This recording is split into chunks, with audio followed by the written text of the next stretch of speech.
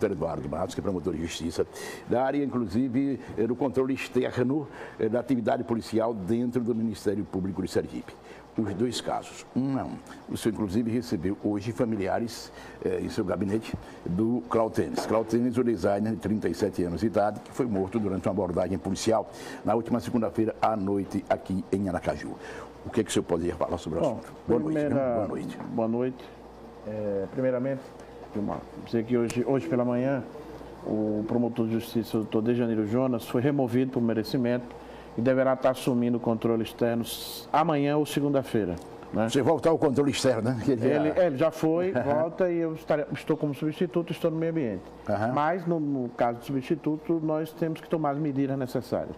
Desde o primeiro momento que foi divulgada a morte do design, nós requisitamos ao secretário de Segurança a abertura de inquérito policial. A família fez uma ligação para mim e que queria ir ao Ministério Público. Recebemos, pegamos a declaração do irmão.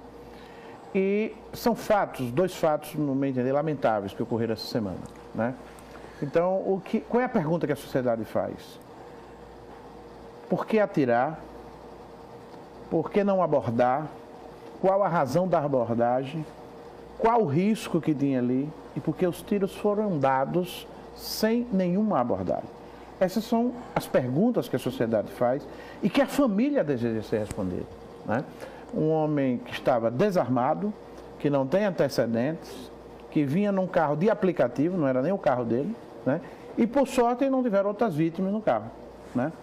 Então, os fatos eles precisam ser apurados, esclarecidos para a população. Né? Nós estamos numa semana, que chamo de trágica. O Rio de Janeiro teve um caso pior, 80 tiros num carro onde trafegava uma família. Verdade, né? É verdade. Então, num protocolo, se atira primeiro. O tiro é a última opção. E se vai atirar no pneu do carro para parar o veículo, abordar. Então, uma série de medidas que precisam ser feitas. E esses fatos precisam ser esclarecidos. Até para quê? Para treinar melhor, trazer mais protocolos e evitar que outros fatos lamentáveis. Os advogados, permita-me, ontem aqui, disseram advogados dos policiais. Eles disseram que o motorista do Uber, segundo eles, em depoimento à polícia, disse que estava se sentindo na iminência de ser assaltado. E que um dos dois, o Clautenes, teria partido para cima de um policial. É verdade isso? Bom, nós ouvimos hoje os familiares. Não há essa versão. Né? No depoimento hoje, o familiar... o carro foi fechado, os policiais estavam encapuzados com balaclava, né? E o carro descaracterizado. Somente depois dos tiros dados que o Leandro abriu a porta foi que veio perceber Leandro era o motorista do Uber. O Leandro era o outro passageiro. Sim, atrás também. Quando ele abriu foi que percebeu Polícia Civil na camisa de um dos policiais. Então, e o que o irmão diz é que eles, quando viram um carro fechar com pessoas encapuzadas, dentro disseram que estava na iminência de um assalto. Essa é a versão do irmão, né, no depoimento.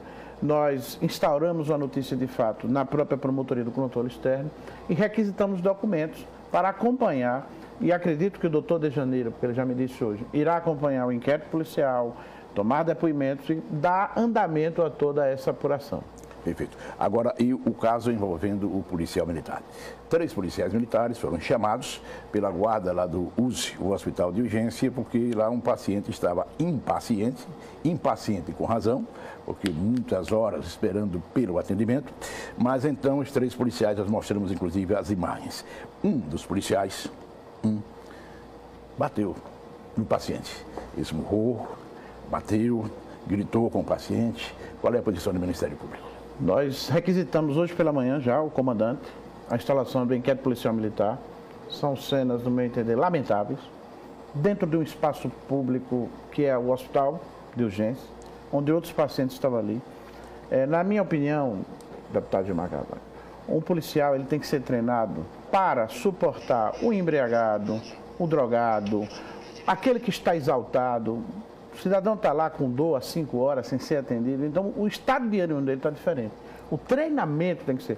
Ali não está um inimigo que vai atirar, ali está um cidadão que não obteve o atendimento de saúde e que está revoltado. Então aquela não é uma resposta que o Estado tem que dar. Então eu acho que além do mais, o paciente estava desarmado. Exatamente. E aí a pergunta que se faz, qual o risco que aquele paciente representava para 4 policiais ou para 3 três policiais? Para 3 policiais. Qual o risco? Se ele era facilmente dominável, uma agressão... E podia ser facilmente imobilizado, sem problema. Uma agressão desnecessária. O que eu passei algum tempo atrás na auditoria militar, o que eu digo sempre é o seguinte, o treinamento, eu defendo a opinião pessoal, você tem que desatrelar a força policial das Forças Armadas. O treinamento de um policial tem que ser um treinamento humanizado para atender o cidadão de bem. O treinamento de uma Força Armada é para a guerra. Perfeito. É para a guerra. Perfeito. O policial não vai para a guerra, ele vai para lidar com a maioria da população diariamente que é honesta, que é trabalhadora. Então tem que ser um trabalho urbanizado. A força é utilizada excepcionalmente.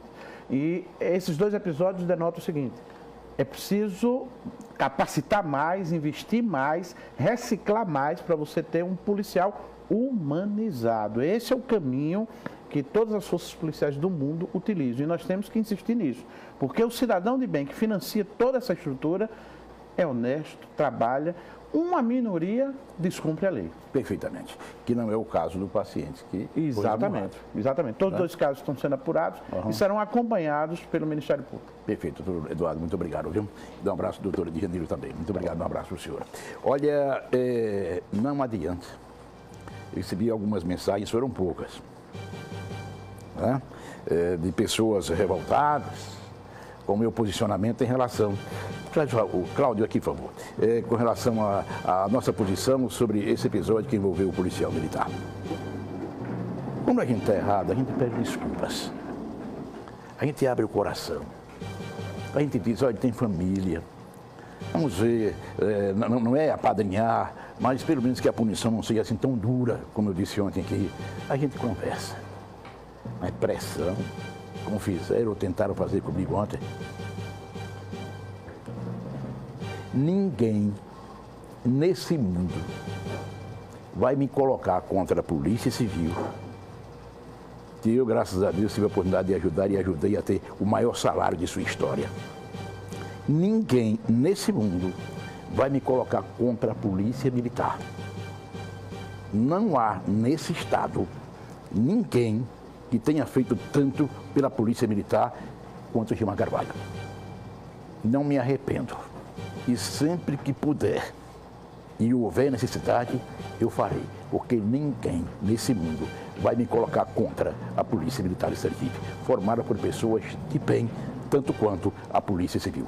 Diga, meu querido.